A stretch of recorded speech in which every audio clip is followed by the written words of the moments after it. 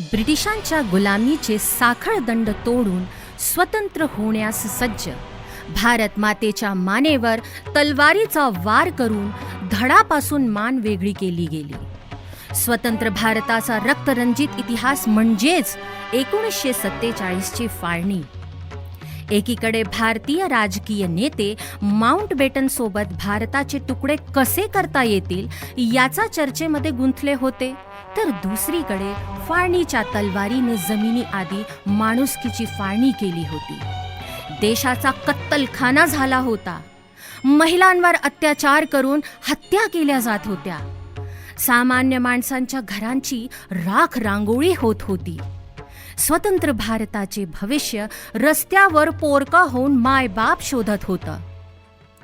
स्वर्गातून हे पाहताना स्वातंत्र्यासाठी बलिदान दिलेल्या वीरांचे देखील अश्रू रक्ताने पाझरले असतील।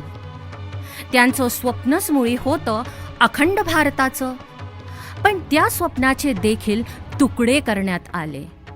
मात्र विजय हातात असताना देखील राजनेते ब्रिटिशांची मनमर्जी राखण्यात कोणतीही कसर सोडत नव्हते आणि आपल्याच घरात पोरके झालेले सामान्य भारतीय मात्र भारत सोडत होते। नक्की कोण होतं या फाळणीच्या राक्षसाचा जनक?